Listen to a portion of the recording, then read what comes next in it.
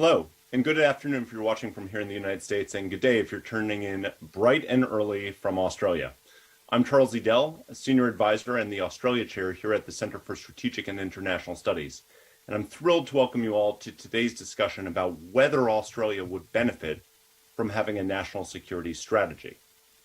Over the last several years, a global pandemic, extreme weather, a war in Europe, and an increasingly assertive China have dramatically changed Australia's domestic and foreign policy landscape. And yet, the last time Canberra released a national security strategy was in 2013, a decade ago. Instead, the Australian government relies on intermittent release of defense and foreign policy white papers.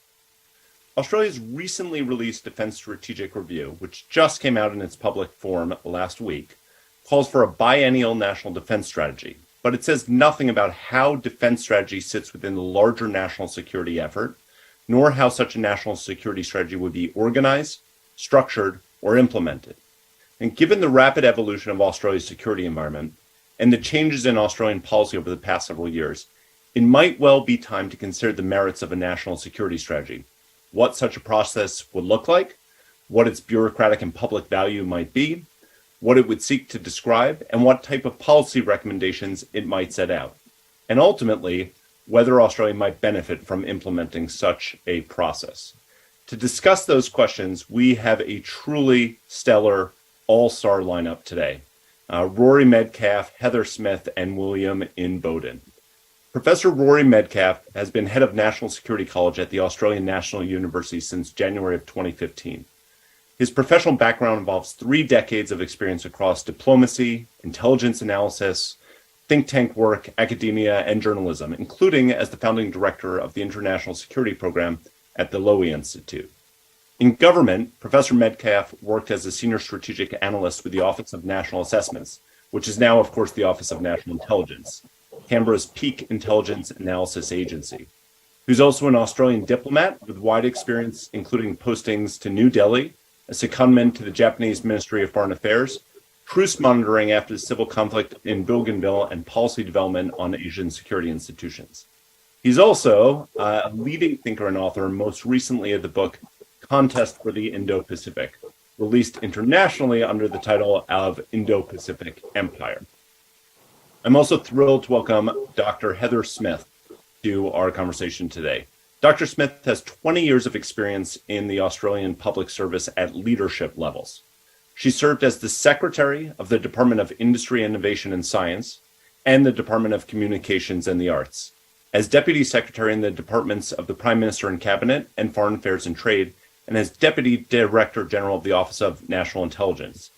She's also a professor at the Australian National University's National Security College, and from 2019 to 2023, she was a director and deputy chair of the United States Study Center at the University of Sydney. Dr. Smith is a fellow of the Australian Institute of International Affairs, and in April of this year, she was appointed the national president of that institution. She holds a PhD in economics from ANU, and from 1994 to 2000, she was an academic specializing on Northeast Asia at ANU. Finally, last but certainly not least, Dr. William Bowden, the Executive Director and William Powers Jr. Chair of the Clements Center for National Security at the University of Texas, Austin. He also serves as Associate Professor at the LBJ School of Public Affairs, Distinguished Scholar at the Robert Strauss Center for International Security and Law, and Editor-in-Chief of the Texas National Security Review. Dr. Bowden's other current roles include Associate with the National Intelligence Council, member of the CIA's Historical Advisory Panel, and a member of the State Department's Historical Advisory Council. Previously, he served as Senior Director for Strategic Planning on the National Security Council at the White House, and also worked at the Department of State as a member of the Office of Policy Planning and as a Special Advisor in the Office of International Religious Freedom.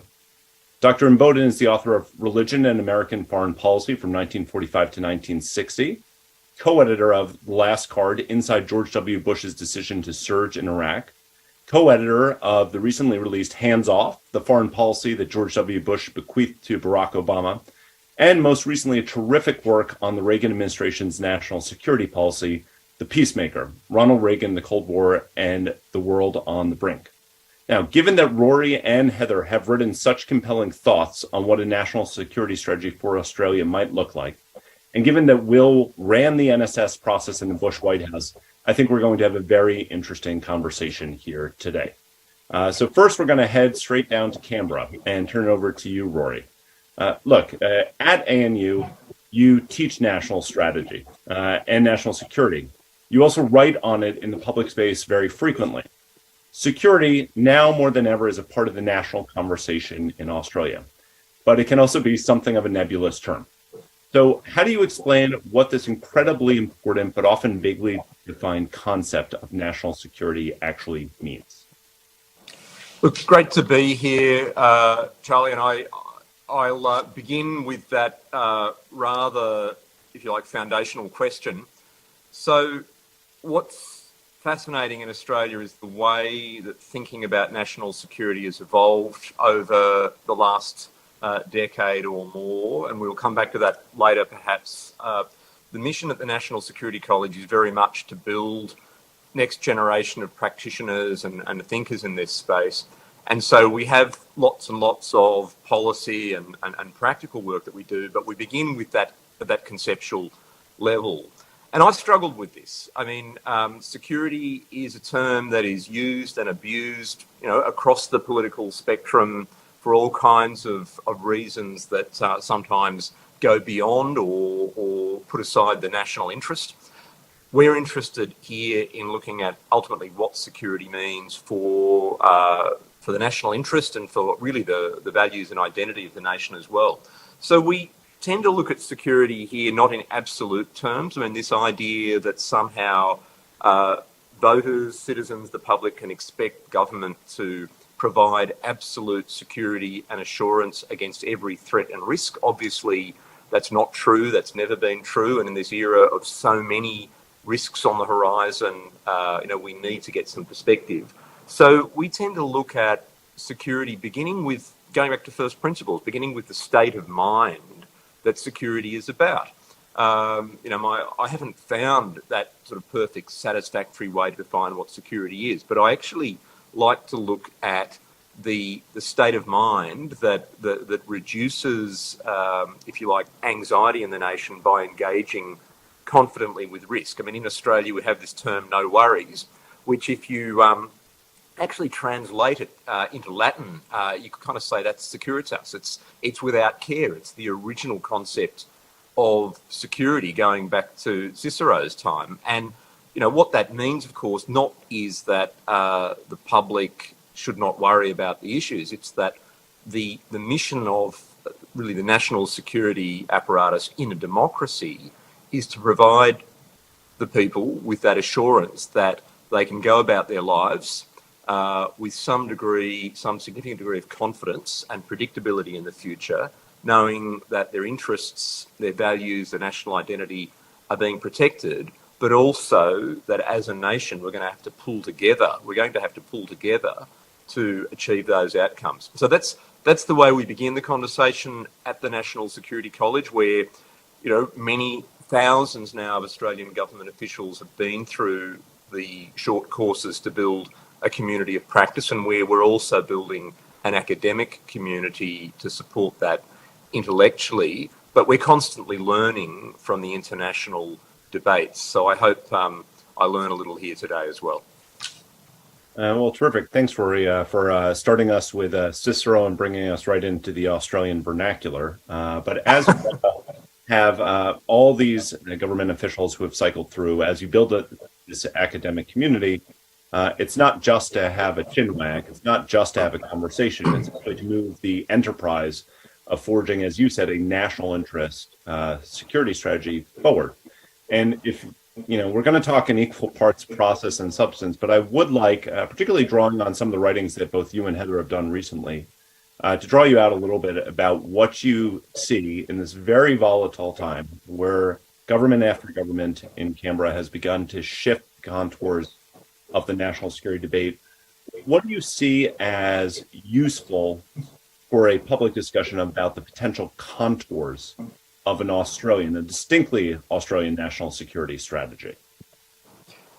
So building on that, I'd say that one of the challenges we've had in this country over the years has actually been I guess as in any democracy, is the the way in which national security can be politicised in partisan contests. And we desperately need to get beyond that in a country like Australia where, let's face it, 25 million people, massive national interests. Look at the size of our continent, look at our vast maritime zones, look at all our connections to the world and to the rules-based order that we need to advance and protect and affirm. In other words, for Australian national security to be effective, it needs to marshal all of our resources. And so moving from that thinking about national security you do here at the college, where we're trying to say security is not about absolute assurance against all fears, it's about really utilising what we have effectively to advance our interests to the maximum extent possible. And by the way, engaging partnerships at every step of the way, not only the alliance, but international partners here in the Indo-Pacific closer to home, the private sector, civil society and so forth.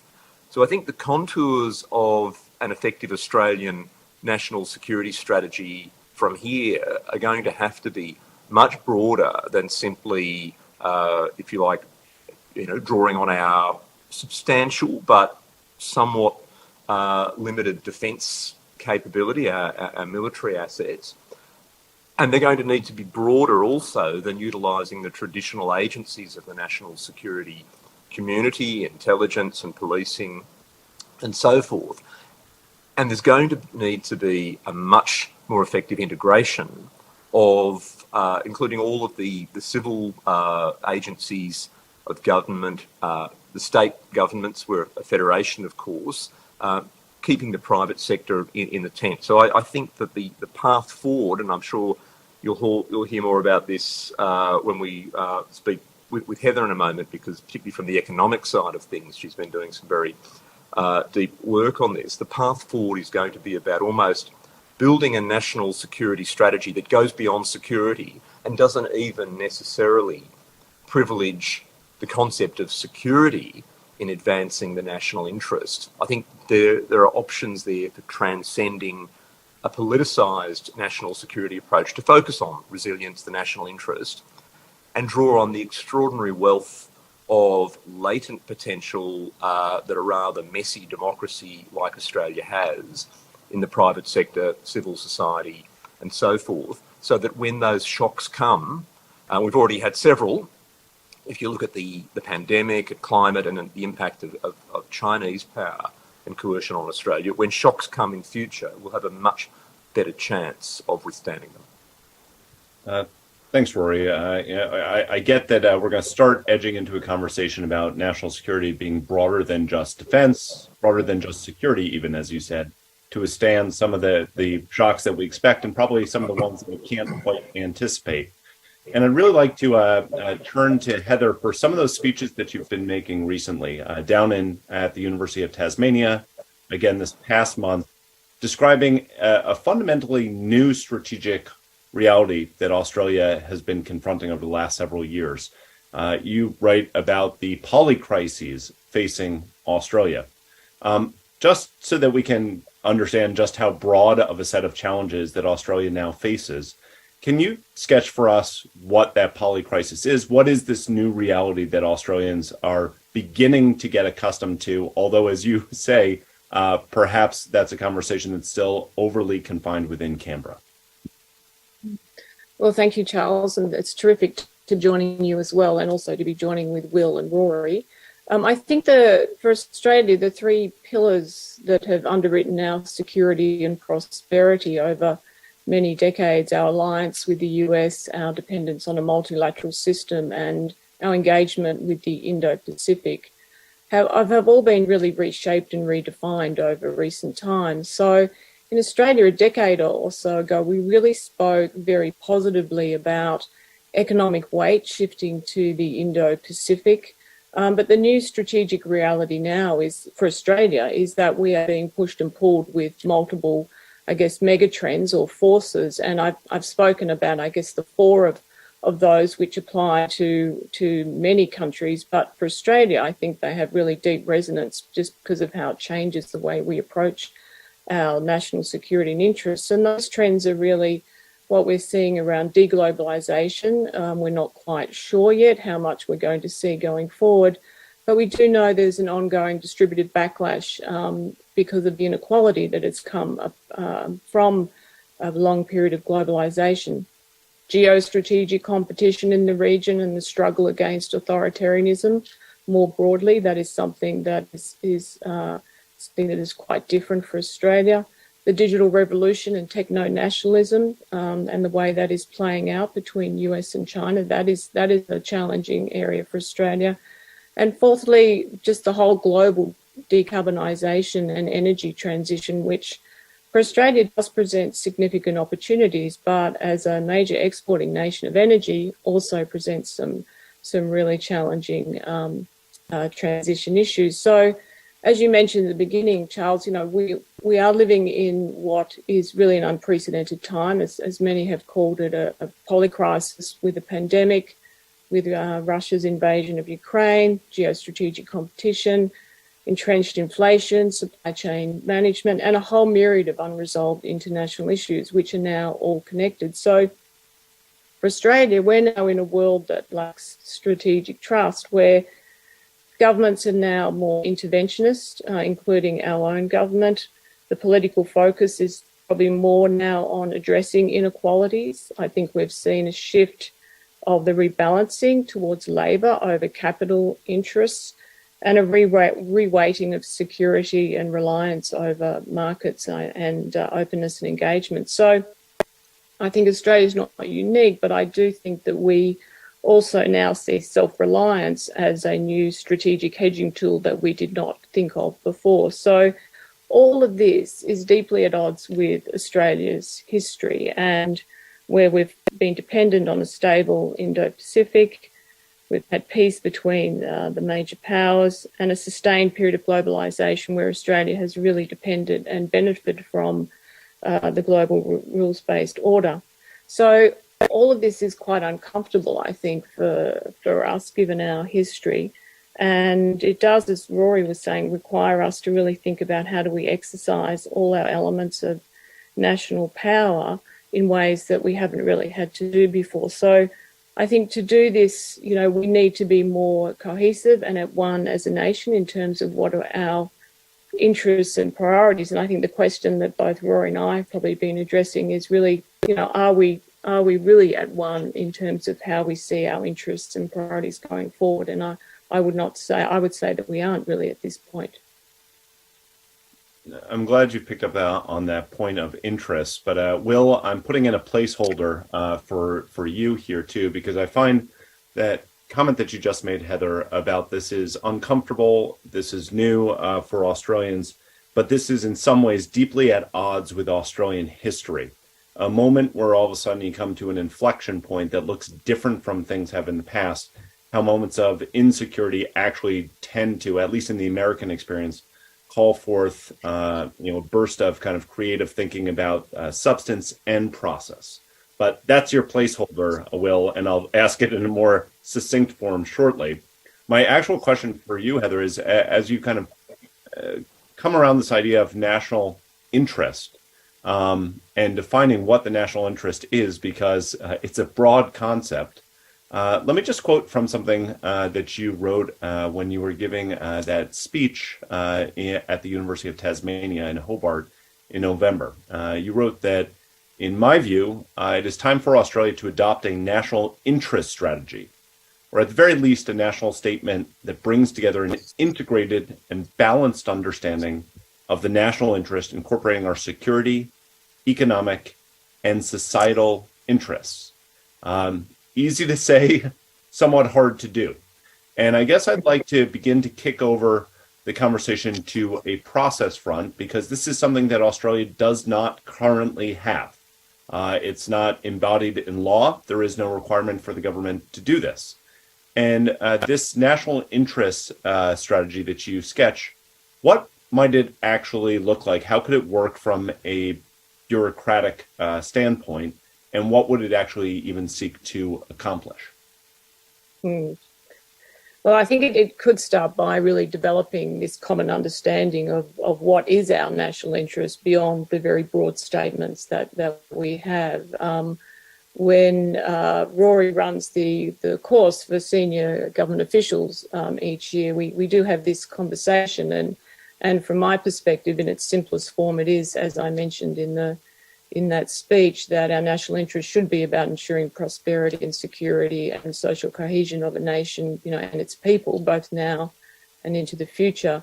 But national security is only one part of national interest. So if you think about, for me, national security is about how do you minimise risk. In contrast, national interest is how do you balance risks with opportunities.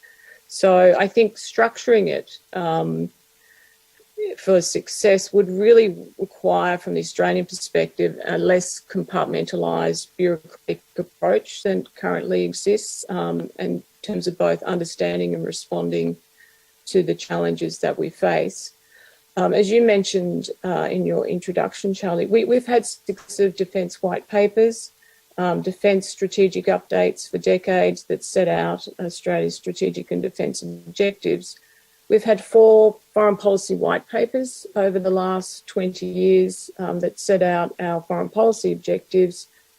But we also have what our Australian Treasury produces called the Intergenerational Report. And that's the only document that is actually legislated to be produced at least every 5 years since the early 2000s. And that document looks out to 40 years as to the Australian economy and our budget priorities and what all the underlying structural drivers like demographics, technology, climate change, what does that mean for our budget and economic position going forward. And our 4th, long-term planning document comes from our Productivity Commission, an independent agency that produces wide-ranging recommendations on microeconomic reform. So none of these actual long-range planning documents come together. They are all quite separate and done at different points in the cycle. You mentioned the Defence Strategic Review, which I think for the first time really does call out the need for a whole-of-government approach to our strategic circumstances, the need to go back to fundamentals and to take a first principles approach to how we think about strategic risks. And I think this is a really important step and a welcome development. And it's also pleasing to see how that review really called for an enhanced diplomatic role. But in the end, this document is also largely a defence planning document that will, be used going forward. So I do think, as you mentioned, how we organise ourselves in national decision making in terms of processes could be just as important as some of the strategic postures that we adopt. So a few years ago in a speech, I did make reference to our public sector where I didn't think it was structurally configured or culturally aligned to actually being able to look at the interdependence of the challenges that Australia faces going forward. And this was sort of reinforced to me when I was doing a review of the public service the year before last in terms of how do we reduce hierarchy and structure in a sector to make it more agile. So I think we've had some progress in the integration of decision making in our system, particularly when it comes to cyber, how we think about critical technologies, and through some of our departments like Home Affairs. But I do think we need to better connect our arms of government. And to me, it's probably the lack of urgency and to ensure that the processes and the bureaucratic structures are as flexible, as agile as possible, and have the capability to manage crises and disruption, which is the new norm. And I think probably the worrying thing is it's if we think we have time on our side. I don't think because of the interdependence of the issues that we face that we can have a business as usual approach to how we organise ourselves. So I think, the objective here is to how do you make your processes, you build in the maximum flexibility that you can in order to anticipate and respond to what is a complex environment. And that in the end goes to capability, leadership and culture of a system. I also think, organising frameworks, our decision-making frameworks, we really have to be quite integrated in how we think about that. You know, are we asking the right problem? Are we dealing with the right problem? Are we canvassing the interdependencies, the trade-offs of, and the unintended consequences as we try to respond to some of these challenges? So how we connect our economic and societal interests and how we connect our frameworks for thinking about national security, that is sort of how we have to, I guess, sort of operate going forward. Finally, I just say, you know, I think Rory mentioned this, our current structures for national security decision-making, I think, work pretty well in what you'd think of as the traditional agencies. But I'm not sure where it's well suited to the whole of government statecraft. We do have a Westminster system which works well, but we do have ministers who still hold their authority, who have individual authority for all of those issues. I don't see that changing much over time in terms of the political system, although it would help if it did. But if we have a well-functioning grid of institutions below that integrate policy, then I think that goes some way to thinking of some way to having a better process and having a more timely response.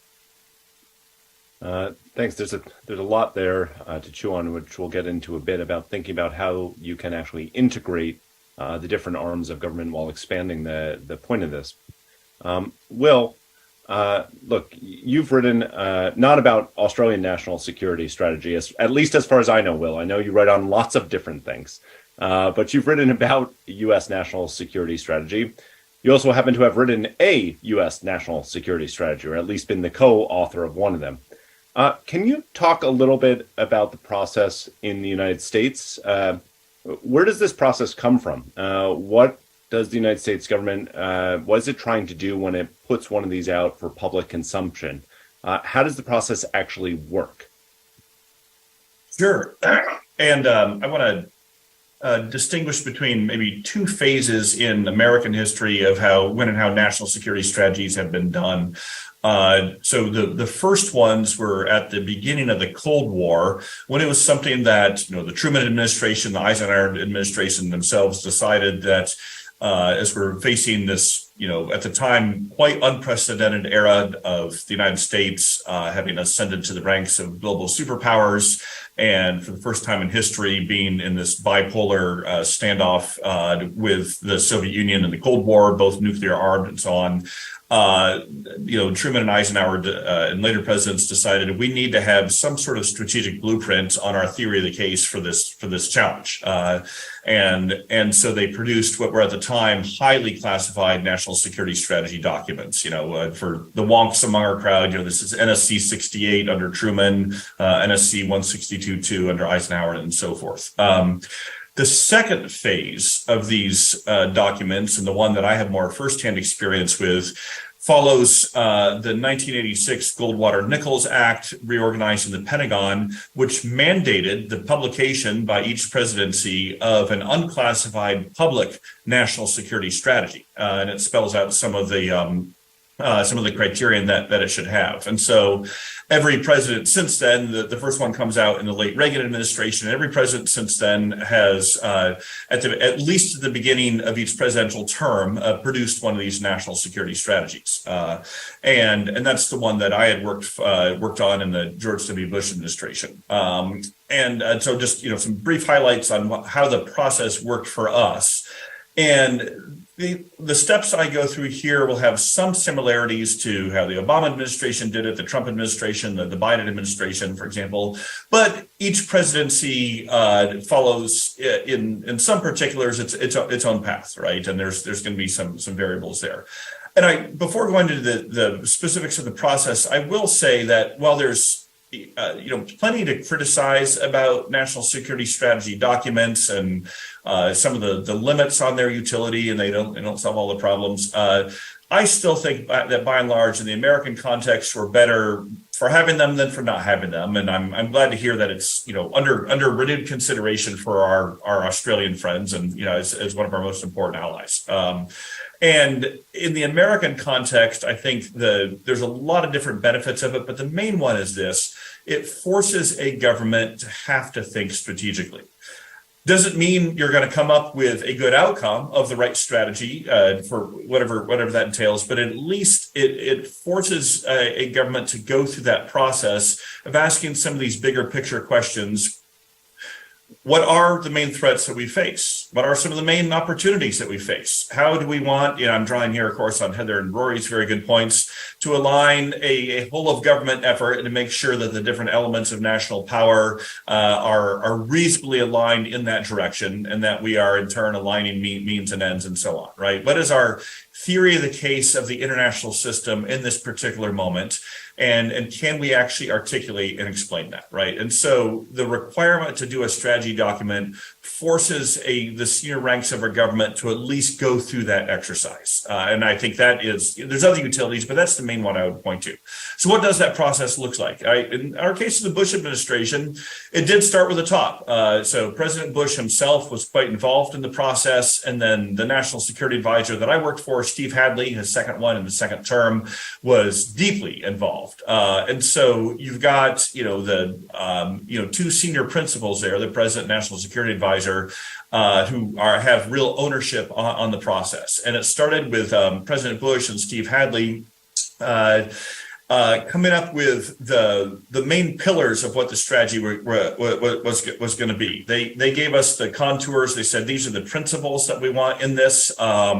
Here's our overall theory of the case. At the time, the main threat that we were facing was jihadist terrorism, and we were developing the more positive strategy, we hoped, of promoting effective democracy as a broader positive vision for the world. So again, but the key thing to empower those of us at the staff level, myself and Peter Fever, my NSC colleague at the time, who are the two main staff authors, having that top level guidance from the President and National Security Advisor, gave us the lanes that we were going to work within, but also was very empowering insofar as we were working with our colleagues across the interagency, at state, at the Pentagon, in the intelligence community, our other NSC staff, knowing that the President and National Security Advisor had blessed this. And so in the Australian context, of course, it would be dependent on, the Prime Minister, giving some sort of top level guidance or mandate here, perhaps with the National Security Committee and some key ministers involved as well.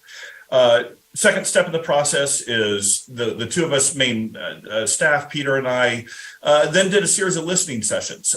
We went across our government, getting input from, the key desk officers and line officers responsible for individual issues, getting their understanding of their priorities. And then we consulted with outside scholars as well. Now, these were one-way listening sessions, right? We weren't sharing drafts of the thing. We didn't even have drafts yet. We were just in input mode, and we didn't have a mandate from the president to be shared and let outside yet, but at least we were in intake mode. And that was very helpful. Third step was Peter and I then go back to our desks and produce an initial draft of the strategy. We do a series of chapters. Now, I will say, I do think it helped the process that you just had two staff who were the primary staff authors.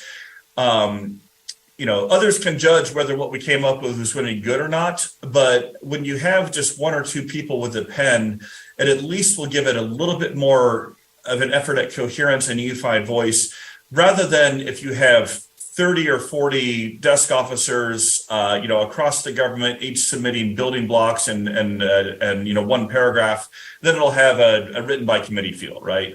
So in our case, I do think there's something said for having one or two people with the lead pen, at least for these initial drafts. Then after our initial draft, we then went back to the President, National Security Advisor. We got their edits on it, and they then in turn had us share the draft or portions of the draft, across our government, right?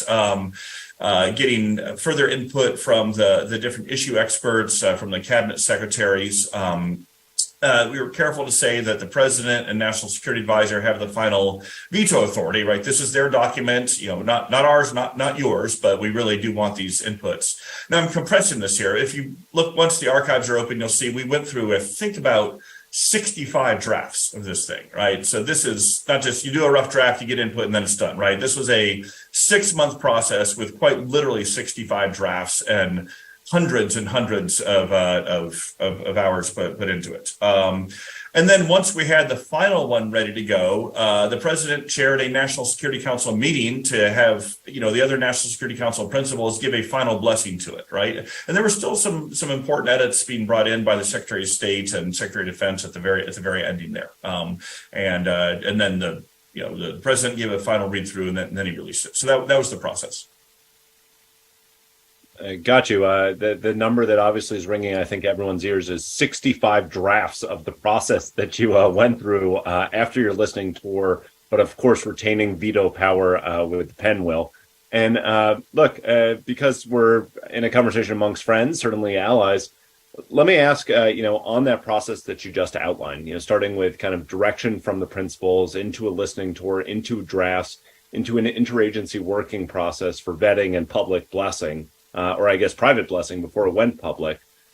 Well, if you were advising another allied government, say in this case Australia, about how to structure a national security strategy, I'm curious, not only based on your own experiences, but as someone who's written about the process unfolding over time, right? Looking all the way back to the 1940s, thinking about the national security strategies that come out today, what works best and what should be avoided as Australia begins to grapple with a process that's useful for its own government?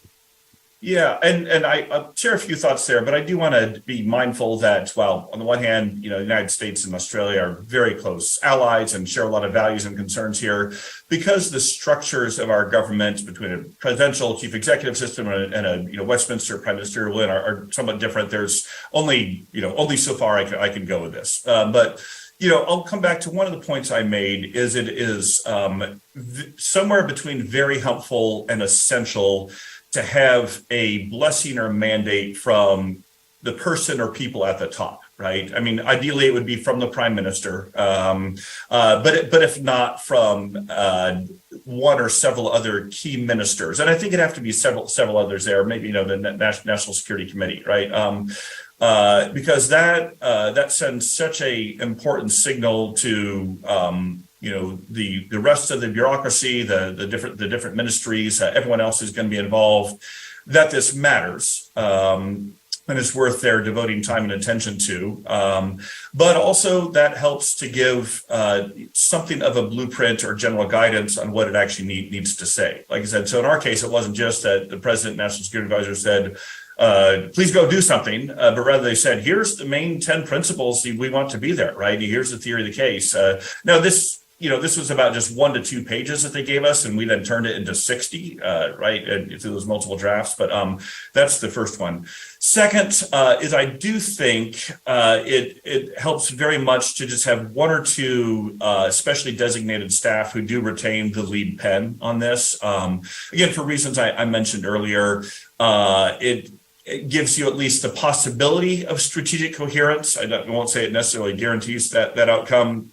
It can help prevent that written by committee or, Christmas tree feel to it where, every last desk and line officer would get to throw in their pet paragraph on whatever particular issue that they're working on. And, the sum is less than the parts. But at the same time, I do think that a somewhat more inclusive process where experts across the government, working on the economic and military and diplomatic and intelligence issues, at least have a chance for their voice to be heard, for their inputs. I mean, first, you're going to get some very good ideas. These are the experts in ways that no single person can be, certainly not the drafter. But also, these will be the people responsible for helping to implement the strategy once it's done, right? And so the value of a strategy is not just what is the process of producing it. It's not just the text that it says. It's does it actually get implemented, and how much real guidance does it have for the people at the tip of the spear on the front lines, across all the departments and agencies and ministries responsible. And if they had a chance to have some input earlier in the process, they're going to feel much more buy-in, I think, at the back end as well. And then I'll come back to, just as I said before, it really helps to have some sort of theory of the case or some sort of strategic concept undergirding this. It can't be a one sentence thing that solves everything, but I I have plenty of things I'll criticize the Trump administration for, not to be too partisan here. But I said it by way of preface. I want to give some credit to the 2017 Trump administration national security strategy. It has a clear theory of the case about this return of great power competition, right? Even if, many people have never read the full text of it, but just about everyone knows, yes, that's what its argument was. And I think that was a largely correct one. The Bush one, the theory of the case was we are in this, global conflict with terrorism, which is a battle of arms as well as a battle of ideas. And the broader solution is the promotion of effective democracies. Again, you can agree or disagree. This is not to relitigate the substance of it, but that was a really helpful through line for us of having some sort of theory of the case of the main threats we face and America's role in the world and response to it. And so I would encourage, I hope that those principles would be somewhat applicable in the Australian context. Well, let's throw it over to the Australian interlocutors and see what they make of this, about whether or not, Heather, this will come to you first. Do some of those principles, or at least those building blocks of process that we'll outline, do those translate into Australian policy making? Are there things that you would necessarily have to adopt for an Australian context? No, it was a really good conversation that Will laid out on the process. So I guess from Australian perspective, from my perspective, I think it should be more than a statement from the leader of the nation, but a document that is not too long. And as Will said, I also agree, you only want one or two people holding the pen on these because they are very difficult to produce. But I sort of have a slightly different take about where is the role of the public in this process, because the document itself has to be digestible for the public. Ideally, you'd want bipartisan endorsement, but that may be a step too far. But I think that's important. So I would add that how do we bring the public into this conversation? And I think that should be obviously led by the Prime Minister and the Governor of the day. In some ways, the audience isn't the think tank or the strategic analyst community, although I really endorse Will's point about what it does do is focus the mind on strategic priorities of both the polity and the bureaucracy. But I think we have to engage all facets of the community in this, because Australia has not done a substantive document like this for a long period of time. And there's a few reasons why that, which comes back to why for Australia this is and now, we're in a unique circumstance, because we've got expectations, I think, of the community that where there is a disconnect between what governments can actually do and what citizens expect their governments to deliver. So there's a tone setting exercise, I think, that goes along with such a document like this, because of the trade-offs that are coming for all the reasons that we know. And we've yet to have that national conversation about what the trade-offs are. The American public have had to make, large sacrifices over terms of history, in terms of US involvement in security issues. For Australia, we haven't had that conversation of how do you actually build resilience at home at the same time as we will have a significant focus on deterrence as we ratchet up spending on defence, for example. So we haven't tested the social licence in Australia as to what is sustainable, and there's not yet a shared understanding, I don't think, of some of the trade-offs that are coming as we preserve our interests and values. And so different parts of society are going to weight that differently.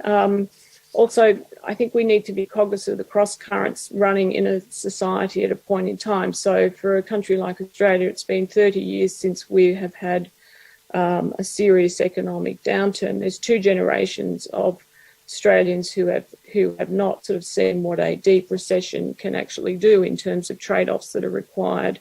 We have 50% of Australians who have a parent born overseas.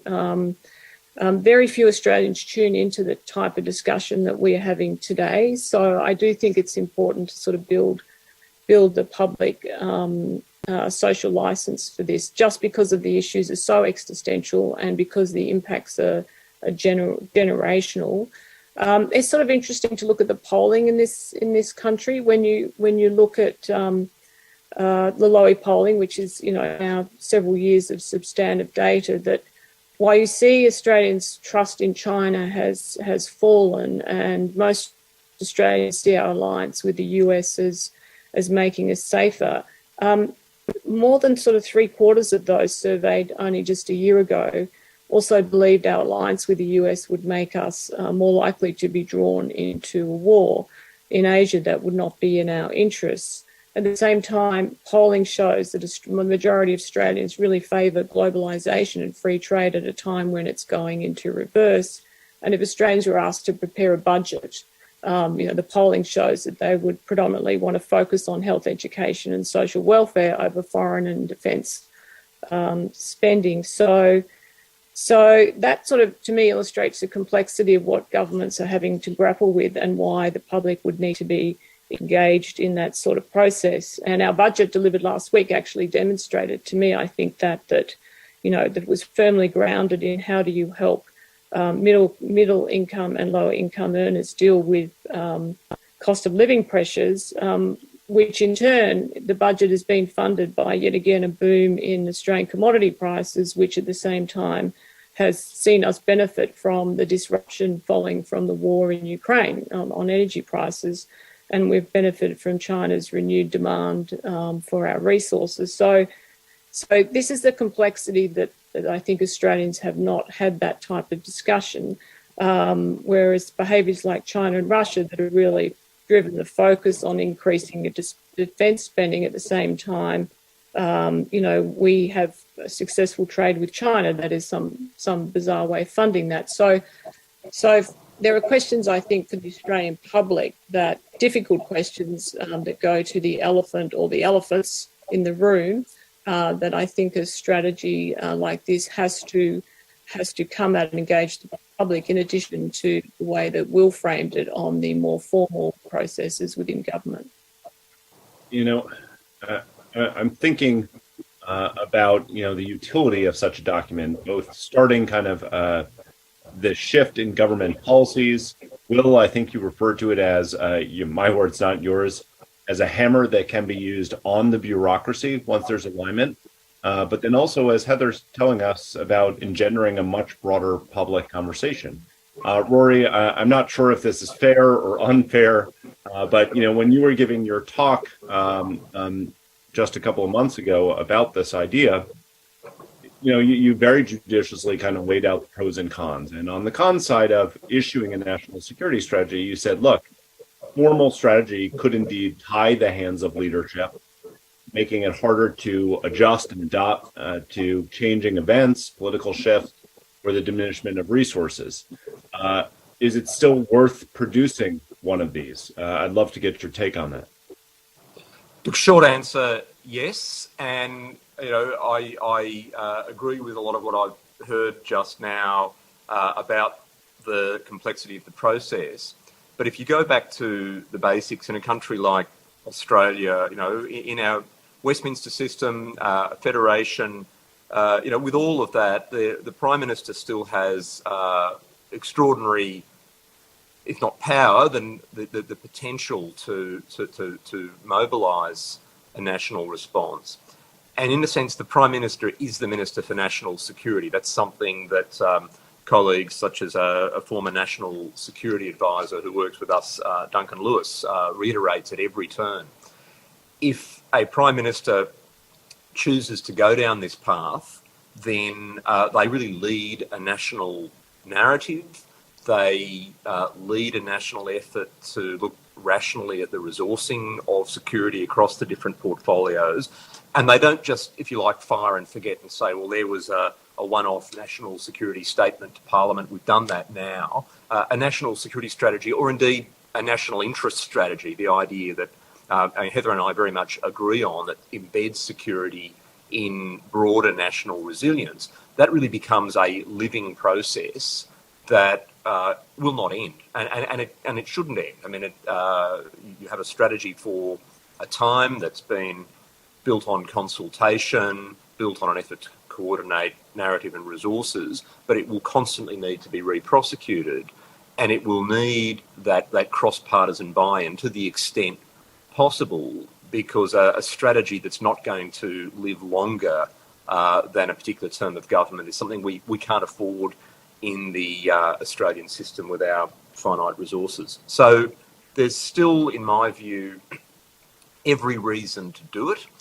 even though it's hard, even though a lot of the building blocks of a national interest strategy are already in place. And one of the frustrations is that you see good language in something like the recent Defence Strategic Review, or you see the excellent efforts at foresight in the intergenerational work of Treasury. But as Heather says, not only do these things not necessarily align, but so much of the thinking and the resourcing behind them is not highly visible to the public. We've got to really trust the Australian public with this debate. So we probably are not going to have a better time than the next 6 to 12 months for Australia to get started on this process, while we have a government that still has a pretty significant degree of confidence and popularity nationally, that has inherited some good national security building blocks from previous governments, but has its own, I think, more inclusive national vision. And importantly, while we also have some very good channels with the states and territories of the Australian Federation to start talking national security and national interest in language that can make sense to them. Charlie, can I jump in quickly on go ahead, Will, please. Yeah, so no, I just want to give a enthusiastic amen and endorsement to what Heather and Rory were saying about broader public involvement and buy-in, and a little humorous vignette on how that came up in the process of our national security strategy is I mentioned my co-author on it was Peter Fever of the NSC staff at the time, but he's a political science professor at Duke University. Of course, I'm a professor here at the University of Texas. And when Peter and I had produced our first full-length draft of the strategy, we went back and sat down with President Bush for him to review it. And he, 60 some pages, he'd read it line by line. He gave us a lot of line edits. And as we're sitting there with him in the Oval Office, his first words to us, he kind of tosses it down. He says, "All right, guys, look, there's some good stuff in here, but this reads like a couple professors wrote it."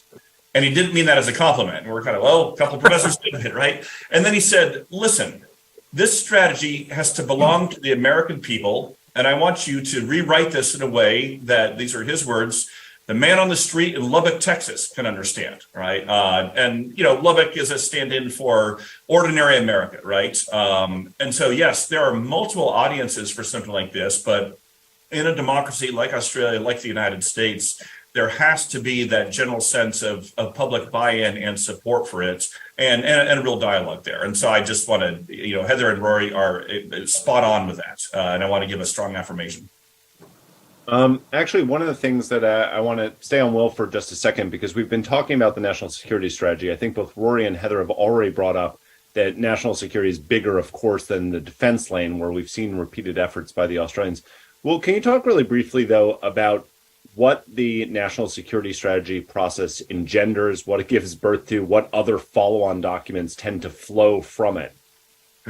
Yeah, and here's where we can, picture almost a nested process where the national security strategy is the highest level strategy document, supposed to encompass, the phrases, all elements of national power and all parts of the U.S. government involved in anything having to do with America's role in the world, really, right? That's almost the stand-in for national security. But then once that comes out, then the Pentagon does its national defense strategy, which is, cued off of and building from within underneath the national security strategy. And then in turn, underneath that, there's the national military strategy, just for the military, not just the broader defense department. At the time, we also derived from it a couple of issue-specific strategies. So there's a national counterterrorism strategy, which built out from the national security strategy And then, there have been, the intelligence community and State Department have done ones, particularly on their lane. So ideally, it sets the broader big picture blueprint, and then the relevant departments, agencies, or ministries in Australia's sense can build out their derivative, more focused strategies, but at least have a sense that this fits into some sort of broader whole as has been set at the national level. That's really useful, Will. Rory, you've already touched upon this a little bit about, defense. There's a process we now see actually in the Defense Strategic Review.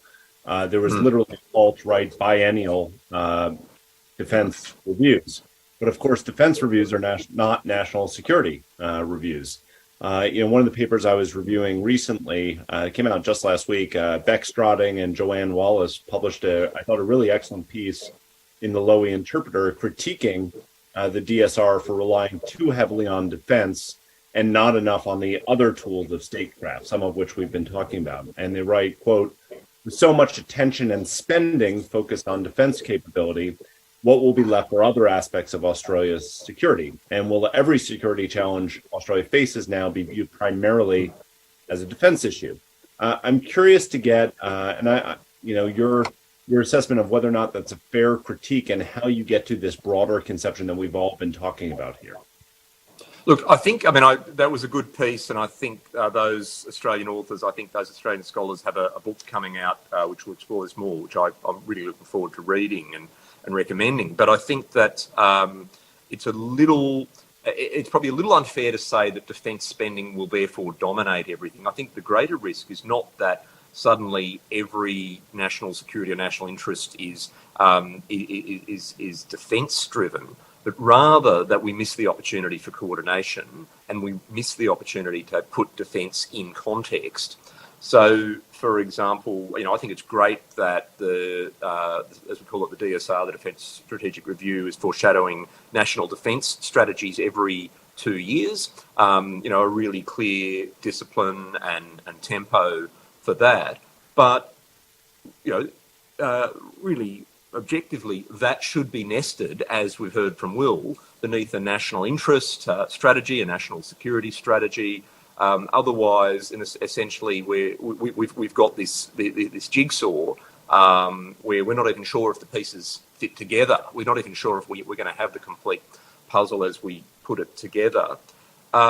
I would like to think, and having read the unclassified version of the DSR, that in fact, even the authors of that themselves would like to see a national interest or national security strategy, but they're doing the best with what they've got. And so, in a sense, they're pursuing some of the elements of that national strategy, not quite by stealth, but by default through the defence process, just as 5-6 years ago when we had a foreign policy white paper, which was all about the national interest, that had a lot of the elements of a good national security strategy in it, just without the resourcing. But the message that foreign policy begins at home, that foreign policy can't be separated from domestic policy, that economic resilience is the way of the future, that all these shocks are coming, it warrants a careful rereading. So again, I think we're off to a good start with some of these documents, but unfortunately, we're not beginning at the top level. We're actually building it in a slightly ad hoc way from the bottom up. It's not too late to begin to put these pieces in their place. And so, I would point viewers and listeners, for example, to the speeches that we've seen in this country recently from the Minister for Home Affairs, Claire O'Neill, where she talks about national security at enormous length without barely using the word security. And when I say enormous length, I mean that, in great depth and detail. It's all good material, but she focuses on resilience, on social cohesion, on messages about inclusion. There is a hard security edge underneath that. And so I think so many of the pieces of the puzzle are already there. The opportunity for the Australian government is now to bring it together and to look, for example, at areas like, and I would say this, wouldn't I, like education, areas like, ensuring we have the skills, whether it's in STEM or in understanding of civics or other areas, to build a next generation that it can actually contribute to national security and the national interest in this challenging new environment. Education is as much a security issue in that sense as defence capability. Thanks, Rory. Look, I'm mindful that we're almost at the hour here, and this is just beginning to scratch the conversation about how you set this up, who you're speaking to, the processes that you have, but all the equities that are involved. And one of the things, the nature of our conversation between America and Australia, there's an interesting conversation right here. And Heather, if you don't mind, I'd like to conclude. Because I don't want to ask Rory directly about his own book, thinking about the Indo-Pacific, but the U.S. has released an Indo-Pacific strategy for the first time. We have a follow-on Pacific strategy after that as well. But kind of zooming out just a little bit, I'd be curious for your 2 cents on whether or not an Australian NSS, an Australian national security strategy, especially with that pillar that you discussed at the outset about the alliance, the U.S.-Australian alliance being a core component of traditionally how Australia has thought about its place in the world. Should an Australian NSS be complementary to a U.S. one? Should it be in response to a U.S. national security strategy, or should it be wholly disregarded when Australia goes about conceiving its own strategy? How might those documents in and of themselves work in conversation, or is there not a conversation? This is just a sovereign national conversation. No, it's a really good question. I mean, I think should it be complementary or response, not regard the strategy. I think we need to be cognizant of what a US strategy would look like. I think just because our starting point is going to be the same in terms of how we think about our values and our interests. But from an Australian perspective, we'd also be starting from the point where, our alliance partner is no longer the unipolar leader. And so, the US obviously has global priorities and global reach. Australia has global priorities, but obviously very focused on the Indo-Pacific. So even though our alliance remains front and centre, I think a document like that, we'd also want to indicate that Australia would want strategic manoeuvrability at certain points in time and to choose our own path on some issues. I think also we would, our economic relationship with the Indo-Pacific is more complementary than competitive compared to the US. So I think we would come at it from a slightly different perspective there, and our dependence on regional and multilateral institutions. We don't have the weight that the US does. So we would really focus on how do we partner with others. And for us, how we thread that needle of geoeconomic fragmentation is also quite different for Australia than the US. And so, we have to project our influence in different ways through a network grid of alliances and partnerships and institutions. And we'd also probably, start from the premise where we'd have a very strong focus on ASEAN and the Pacific. So I think we would be very cognizant, as I said, of such a strategy. But there'd also be, I think, the sense that Australia would need to also focus on how it makes its way in the world with all of that complexity. Thanks, Heather. Look, we've been talking about process, but for those who are tuning in and watching, this is a somewhat revolutionary call of the conversation that we've having about how Australia thinks about, formalizes, and discusses publicly what its national interest actually is. There's some really interesting differences that we've pointed out. There's some really interesting opportunities here, both on timelines that these get written. A Westminster system is really interesting because as opposed to the American system, you can actually put resources at the strategy as opposed to asking Congress for the resources to it. But this is all the start of a conversation. I would really like to commend Heather and Rory for actually kickstarting a national conversation about whether or not this process is beneficial for Australia in an especially turbulent time and what it might look like, and will, with many thanks for getting quite detailed about the steps that go into that conversation. So I look forward not for the biennial reiteration of this, but really by the time that Australian parliamentarians have sharpened their pens and called out some legislation to put this forward so we can discuss this a year from now and see what it actually looks like. With that, let me just thank so much Willem Bowden, Rory Metcalf, and Heather Smith. And of course, the people you guys at home don't see behind the scenes, Lam Tron from my team and Dwayne and his team setting up the audio visual feed here. Thank you very much. And for all of our friends in Australia, I hope you can now have your second and if not third cup of coffee or tea, Heather. Thanks, Charles. Thanks. Thanks very much, Charlie. It's been great. Thank you all. Thank you.